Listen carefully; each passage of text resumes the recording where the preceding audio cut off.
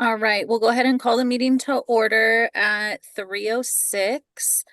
Um, we'll take public comment. Do we have, since Tracy's the only member of the public here, do we have any public comment? I did have one question. Can you hear me? Yes. Okay. I hope this is the right meeting to ask, but if it's not, just tell me. But is it too soon in the school year to find out if you can get a breakdown, maybe for the next school board meeting to share with the rest of the board on just a breakdown of the student enrollment at each school, like what's made up of Acton, I would also say what's made up of maybe inter-district kids, just to see, how many kids you have coming in from other areas Mhm. and how many are in Acton-Agua Dulce. If that's something that you can do, or maybe you were going to ask that at the next meeting, I don't know, but I know Dr. Sahakian was going to give us an update of total enrollment. okay. I'm not sure if he had it broken down by interdistrict transfers and Yeah. not, or even if that's stuff we can share, but I Oh, think that would be I don't know. okay. I don't know either, but Yeah. and I apologize if I'm not supposed to ask that at this meeting. I just didn't know which meeting to No, ask. it's a good question. Paula, can you just write that down and ask Dr. Sahakian? Beautiful. Thank you. Yeah, and it's also something, Tracy, that we can share and do updates on throughout the year at this meeting. Because Okay. Education and Student Support Services is within the same office, and Student Support Services oversees attendance and discipline and student safety for the district. Okay. And it would just be numbers, of course. I mean, nothing specific, because I understand, Yeah, just an idea. So thank you yeah, so much. absolutely. And we can break it down by school as well. I mean, it's Yeah, good data for us to have too, so I'm just curious, but thank you so much. sure. Yeah, that's a great question because I'm actually curious too to know. So, great question. Thank you. Thank you. And while we're going through this meeting, I know I've asked for Paula to add like a couple of different things for our future agenda items, but we'll talk about that at the end of the meeting. But while we're going through, if you guys could just if you think of something, jot it down so we can add it to our future agenda items at the end of the meeting. That would be awesome. Um, I don't have, that was pretty much my only opening comments, and just thank you for being here. So we'll move on to the instructional continuity plan. This is just an informational update from the last um the last discussion that we had regarding this, and we had talked about kind of breaking it down more. And if Paula, if you could just give us an update on that, I know it's a work in progress. Yeah, we don't have a current update on that. There was new language added to the ADA contract, the teacher's contract as it relates to school closures. I meet with principals this Thursday for our second principal meeting of the year, and that's on our agenda to kind of look at, like, if Vasquez is closed, where would we go? So I get the principal's input. And if Metalark's closed, where can we go? And can we share, how would we like to share sites? And then how would we communicate to parents? And just a basic timeline, given an emergency, but it might not be exact, but just to give us kind of a framework.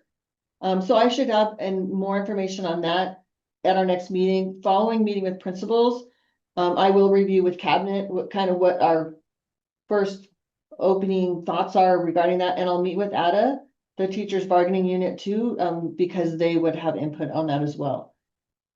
So I'll definitely have more information at our next meeting. That would be fantastic. And I know the last meeting was right before school got out. So we didn't expect all of that to be happening over summer when everybody was off. So I'm just glad it's still um on the forefront. So It that's absolutely is. fantastic. Yeah, thank you. George, do you have anything to add to that? Are we referring to the contingency plan if the school is shut down, where we're going to place the students as opposed to going virtual, or is that what you were referring to? Yeah, so basically Paula had, or the district had to come up with a school continuity plan, like in general, if there was like a catastrophe, like a fire, school burned down, that kind of thing. Like, basically, if there was some thing that happened, what we would do. And we kind of wanted to break that down and make it instead of like the what if, we tried to make it when, like when our school is closed because there's no water at Vasquez, or when the Right. school is closed for our power shutoffs. It's going to happen, so we need a plan ahead of time for those instances. So instead of like the broad, maybe there could be a catastrophic earthquake, we tried to narrow it down even further than what she was required to do, so that our district and our families and our students had a plan for when school is shut down. Okay, thank you.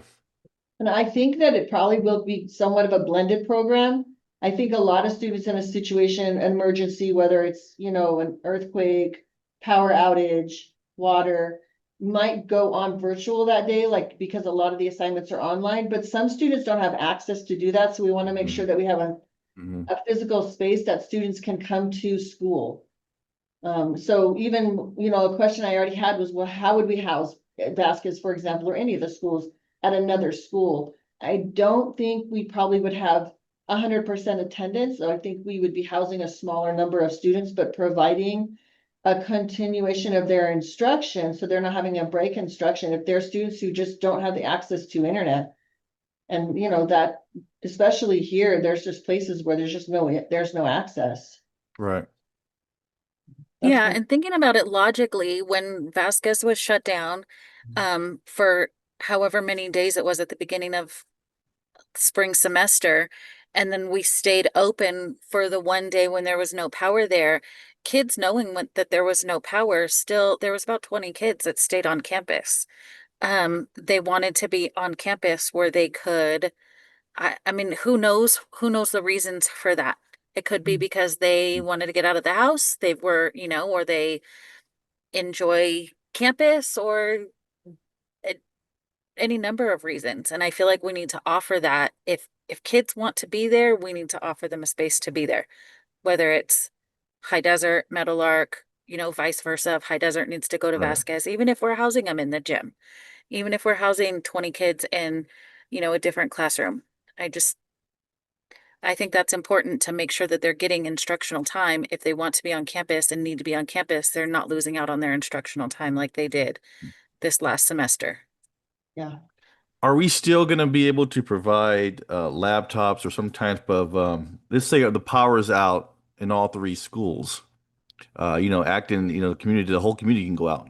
So is there a contingency plan that if that happens, people who live outside of Acton and who have access to the internet, are we still providing them with laptops or some kind of device where they can do their work? And how does that work? How will that work? Yeah, that's part of the continuity plan that we created. Most likely it would work, depending on, let's just say that the school is physically there, but for some reason was closed, the administrator and perhaps a classified, and those are kind of some of the things we need to work out. But generally, like when this COVID happened, there were people working in the front office who were there checking computers out to kids. And so kids came in with families really for a couple weeks at a time, right? Because everyone didn't come on the first day. We're set up that we have enough computers to do that. Okay. And we have some, I mean, we kept some of the online, we don't have all of them, but we kept some of the online instructional pieces that have just continued to be useful in classrooms. So we still have some of that. And I know at the high school and the middle school, a lot of the teachers still tend to use Google Classroom. So if your student's sick, they're able to go online and get their assignments just on any given day. So that structure is kind of already in place. I think there needs to be a little bit more discussion with our TK through 4, because I'm not, and I don't know, they may be, some of them may, but I'm not sure how much our elementary school is doing that. So it's just kind of an exploration to find out where they are in that process. And if we were to move to an online situation for our whole district, what support would they need so that we could have it ready? Like, we're not trying to Right. get it ready when there's an event, that we're already on the back end ready. Right. And I'm sure that when COVID hit, we're kind of used to going to a whole completely online type of program out there. So, okay, thank you. Sure. Okay, so we'll look forward to another update. We'll just put that back on the agenda for next week and get any update that you might have for next month. All right, so this is a presentation discussion for attendance recovery and Saturday school. This is one of the things to boost our ADA. So I put together a presentation that goes briefly over, so attendance recovery is a new program starting this year that's been approved by the state. It's similar to Saturday school. It's a little different. It does have a positive impact on our chronic absenteeism rate as it's reported to DataQuest, not to the dashboard. So they're, there's different ways we get data, but it's still going to have a positive impact on our ADA, and it affects like the monthly ADA reports, the monthly summary ADA reports, where we get our 99% or 96%, the ones we check monthly. If we do it through attendance recovery, that data becomes part of that report. So it should increase our ADA on that report. And that's the number we've kind of been looking at. So I'm going to figure out how, oh wait, so. I'll just join the Zoom I have to join the Zoom, okay. if you want to Can present I- from your computer. What if I share the presentation? Can you screen it? Can you screen it? Would that be faster? If I just email it to you? Sure. It's I a can do Google that. Doc. Hi, Caesar. Hi, I didn't know you were there. You were hiding. I'm behind the scenes. I'm the man behind the curtain. Oh, there you go. Okay, let's see, let me hit send. You can open it and just share it, right? So you are the first to see this, by the way. I haven't even shared it with Dr. Sahakian yet. He's seen parts of it. Let me know when you sent it. I just sent it.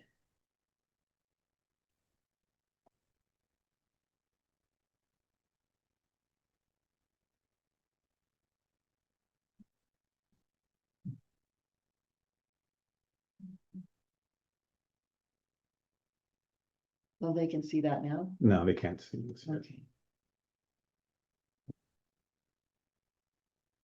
Okay, let me see if I can share this.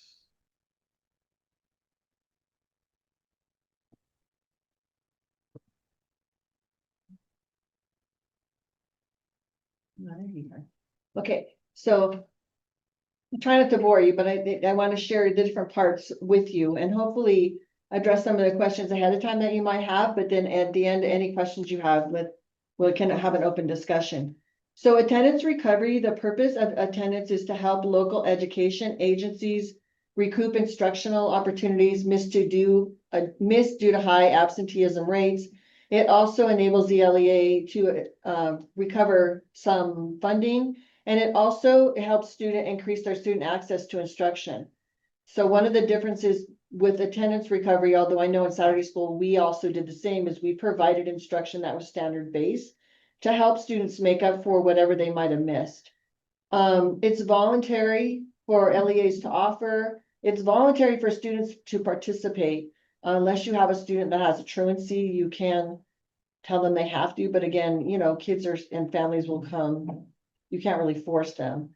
It does not replace or modify Saturday school. An ELOP funds may be used to fund attendance recovery if certain conditions are met. It starts this school year, the 25-26 school year.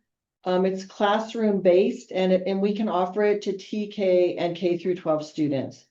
It can only be offered to classroom students. And again, it's not compulsory and it's not punitive. The requirements are that you do have to have supervision by certificated staff. So it would have to be an administrator or a teacher. And we do have to provide an equivalent instruction. You have teacher ratios. Did it go forward a slide? Not yet. Oh, there you go. Sorry. I was looking at mine, so I'll pay attention. You do have teacher ratios. You have a minimum daily minutes requirement, and it's subject to an annual audit. So it's reported through our P2 apportionment, which is the finance office does that. The limitations, it does not count towards regular instruction time. However, it does count towards ADA recovery. You can only get up to 10 days of absence through attendance recovery for per student, right? So if I do have a student that's absent more than 10 days, we would then start using Saturday school to recover that ADA. And then the time frame, schools, this is interesting. So we can operate this program before or after school or on weekends or even on intersession days. We'll most likely run it as a Saturday school because that's something people have seen, but I am open to even an after school if kids have transportation. They can actually attend they have to, if you're like 7 through 8, you have to attend 4 hours for the attendance recovery, but you can actually attend an hour at a time. So even if you come to Saturday school and you can only come for 2 hours, you could come for 2 hours this time and then come for 2 hours another time, and we can recover the attendance that way. And then if the ADA per student is only applied to the current year. The next slide. And the attendance recovery program itself is optional for school districts. It does not replace or modify Saturday school. It's different. Again, it is voluntary, and we can use ELOP funds to pay for it if we need to. The attendance recovery programs occur outside the regular instructional day. They cannot operate during school. Participation in attendance recovery may be accrued before a student's absent. So if we have kids who want to come, I know at elementary school, Saturday schools can sometimes be fun and kids will come sometimes even though they haven't been absent. And that's including between July 1st, you could really start. It's based on the fiscal school year. If a student is absent later in the same school year, their participation can count towards ADA. And attendance recovery may operate before the school day starts. It can also operate after. Now so the next slide. And I apologize if I'm being repetitive. Again, it's effective. This is the first year we can use it. The grade levels are TK and K through 12. Again, any local education agency can participate, and it has to be classroom based and students only. And then students participating in long-term independent study are not eligible to get attendance recovery in this way. Students also cannot participate remotely in attendance recovery, so we can't do this program remotely. In-person instruction is a condition of the reimbursement. A student is considered to be participating in long-term independent study or enrolled in a non-classroom based program when they are participating continually in traditional independent study for a span of 16 days or more. So that would be like some kids on independent study who maybe are on vacation for that amount of time, but most of the kids we have that are on independent study in excess of 16 days are on long-term independent study and on ACELUS. A student who participated in long-term independent study earlier in the year, but is currently receiving instruction in a regular classroom-based program is eligible for the attendance recovery program. And the next slide. This is just overall a chart of this, which like school districts are eligible. Again, it's not compulsory. And this is comparing it to Saturday school. Parent permission is not required, and we can do attendance recovery on weekends before, after school, and even during intersession. Saturday school, again, still applies to us as a school district. Saturday school has to be 1 day per weekend, and it can be mandatory for a student that's truant. And it's required for minors except for mandatory so it's saying you don't need parent permission if the student is truant. Otherwise, parent permission is required, and it's on weekends. So attendance recovery gives us a little bit more flexibility, but again, there is a limitation of 10 days. So on the next slide, another difference is attendance recovery is you do have to follow the curriculum, and the content needs to be aligned to grade level standards. At Saturday, that's not required at Saturday school. However, most districts want to, like we always have offered curriculum for Saturday school as well. The participation, it has to be aligned with your minimum day. It'll be 3 hours for K3, and I think starting at fourth grade, it's actually 4 hours. Effective, it's up to 10 student absences for attendance recovery. And for Saturday school, credit for past absences must not exceed 5 days of ADA per week, but there's no limit. So if we do have a student who's hit that 10, then we can recover some ADA through Saturday school. The absentee reporting effect is recovered days contribute to an alternative chronic absenteeism rate. That will be reported through DataQuest.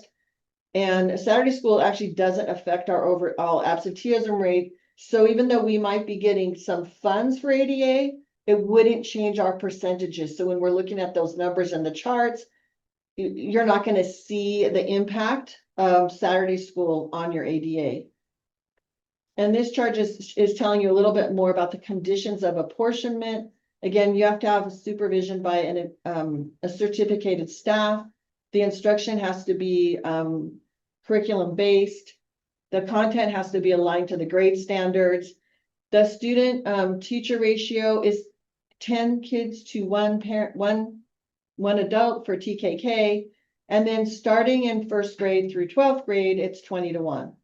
The instructional time must meet the applicable minimum daily requirements, and it's either 3 hours or 4 hours, depending on the grade level. And then you have to document by the hour, by the staff. You just have to track it. We'll do that with Google Docs and spreadsheets.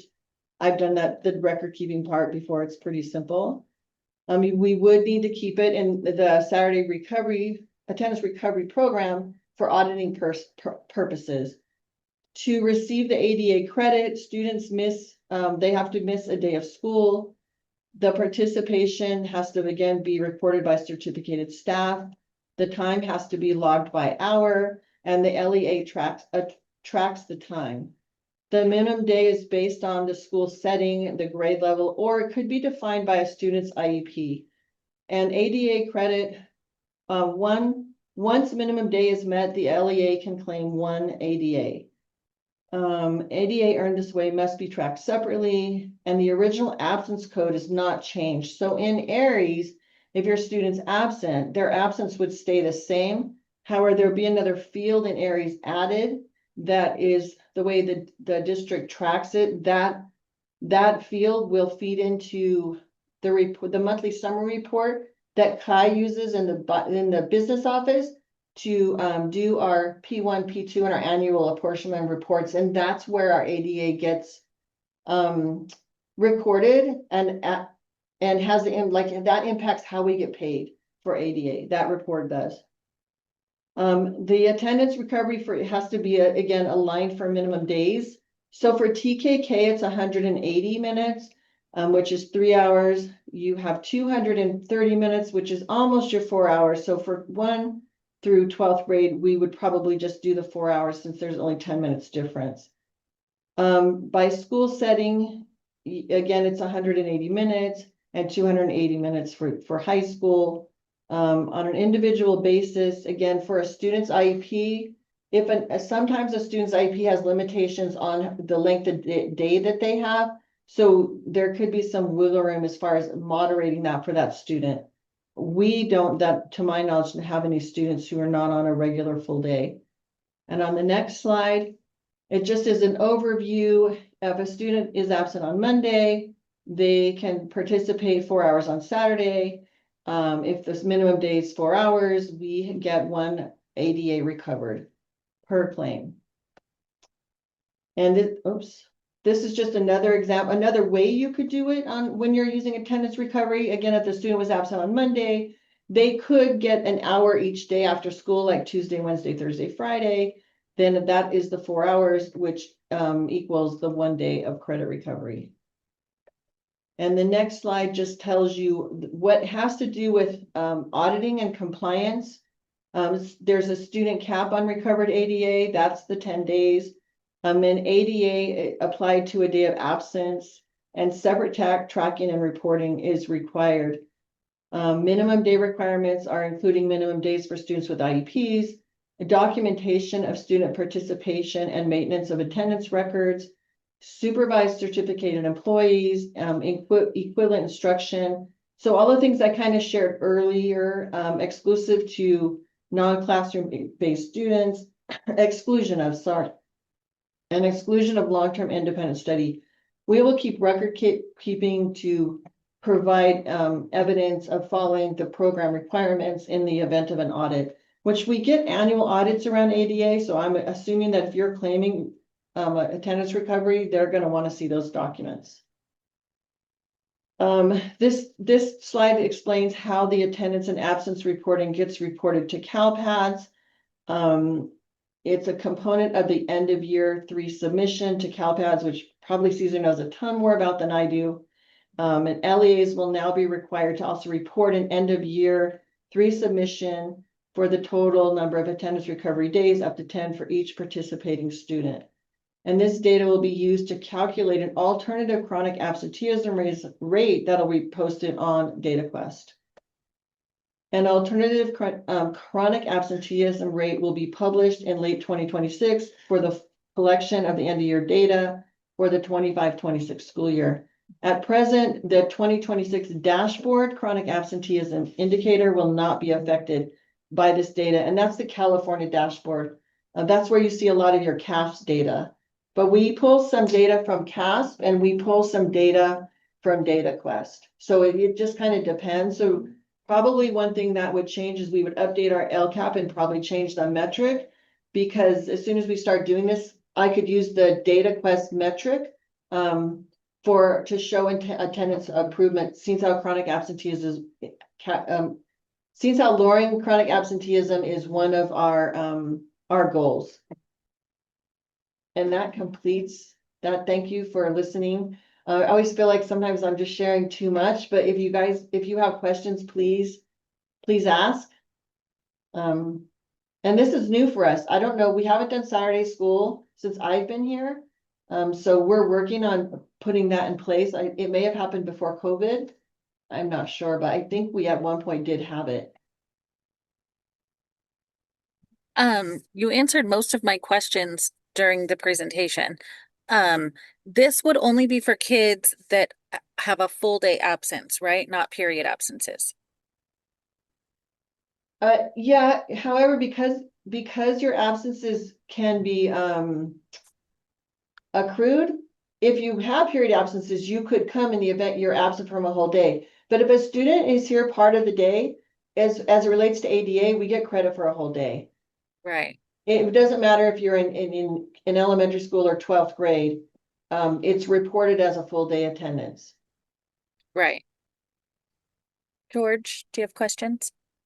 Yes, thanks.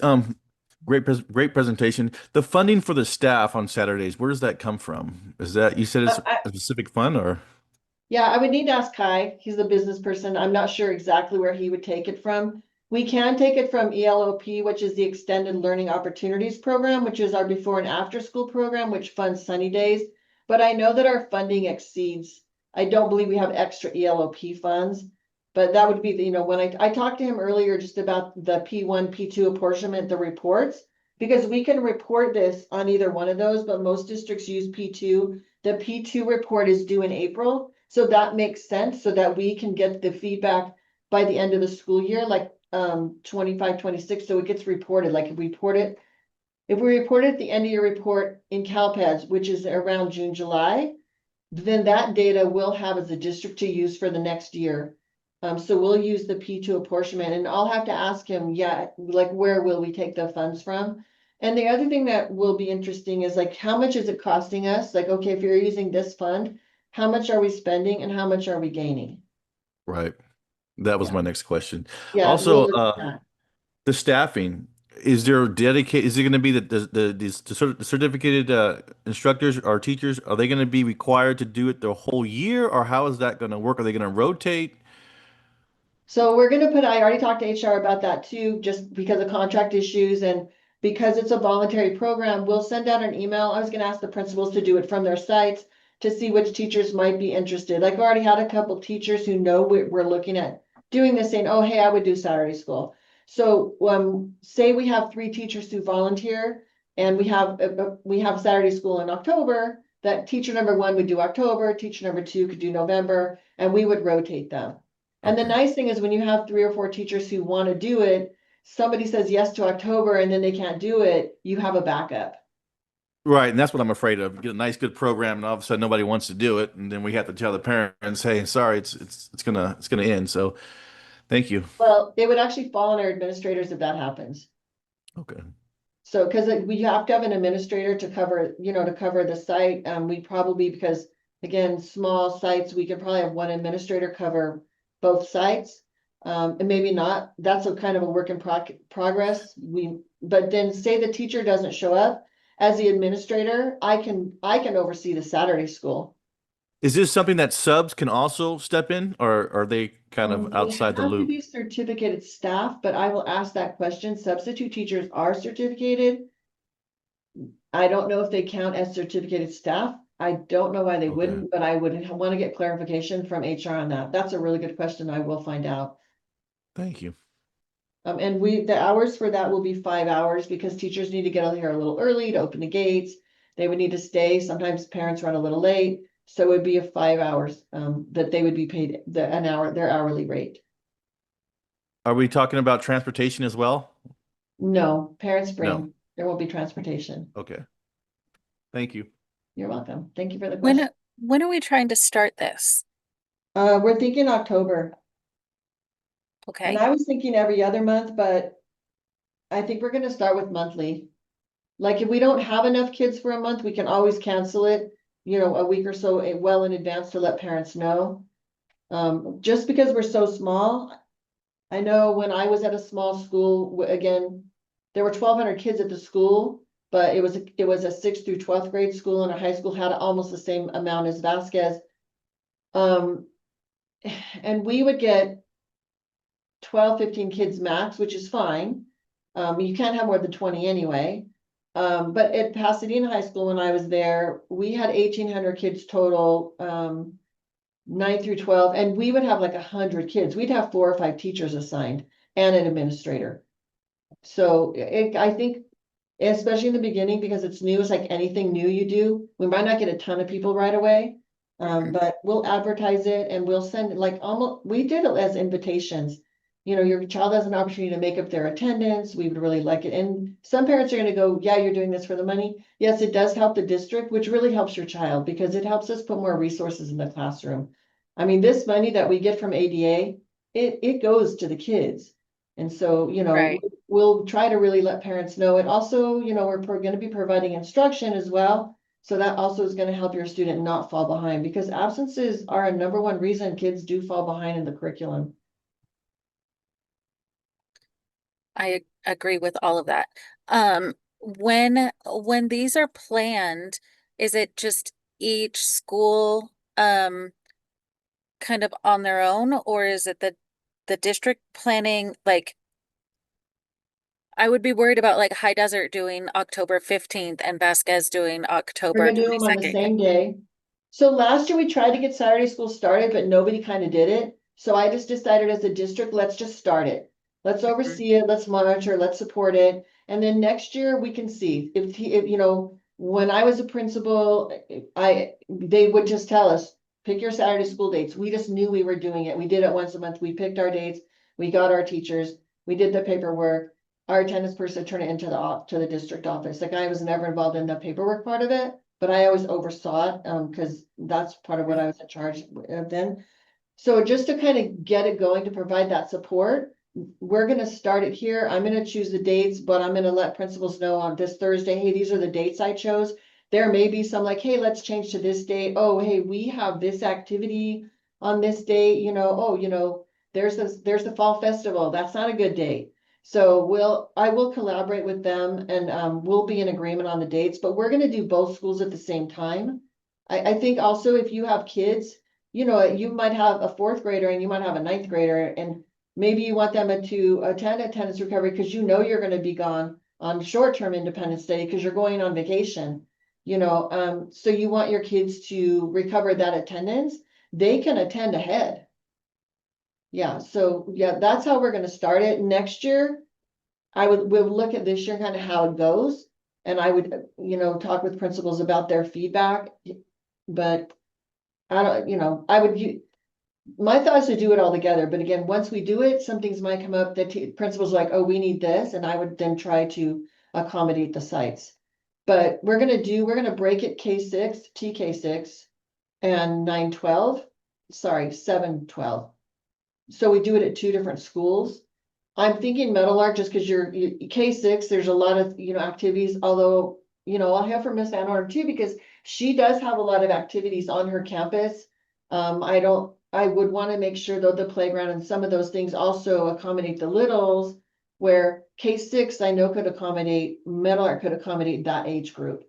But that is a conversation that I'll be having this Thursday with our principals, so I will get their input and I can provide I'll leave it on the agenda for next time in case there's some, changes. Usually with other people's input, Yeah, that they bring some really good ideas to the table. I always am really open to that. awesome. Yeah, just an update on that would be great. And I know our families, they do things a lot together. So like if there's a minimum day at one school, I know. all the kids, no matter what school they go to, are getting a minimum day. So Yes, they are. um, I've been in the office on those pickup days. yeah, They're yeah. busy. So like if you have Saturday school for one group, having Saturday school for the other would definitely be easiest for the Yeah. families. I agree. And yeah, I have multiple children myself, so I understand. Like it's just, so Yeah. that was my thought as well. All right. Thank you for that presentation. Is there anything else on that? There's nothing else on my presentation or the agenda. Tracy, did you have any questions? Okay.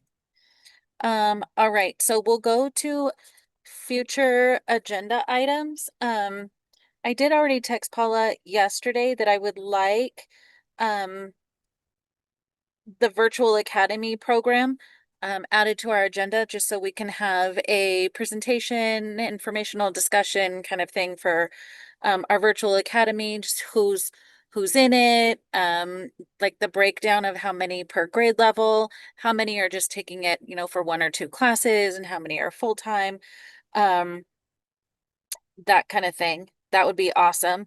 And then I also would love to hear about our CTE programs and what CTE programs we currently have, um, what, which one of them, or which ones like come with a certificate at the end, or how many of them have that capstone, or which ones are we still building?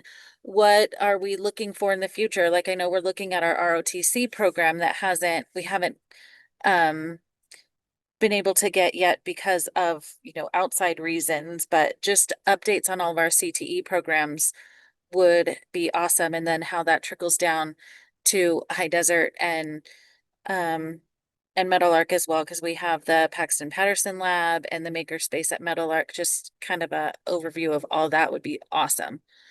So those were my two things to add to future agenda items, along with the updates for the two presentations that we had today. That would be great. George, do you have anything that you'd like to see added for future agenda? I do not, but I do have a question. Have you seen any type of? I read the news about maybe a month ago, and they were talking about grade changing as far as the grading scale. Have you heard anything about that? I know some schools have adopted this lower standards. Have you heard anything about that, or? Well, that's No, we're great not looking at because anything right I think now. it's terrible. Yeah, I know Meadowlark, and I haven't heard about what you're talking about. We aren't talking about doing anything like that.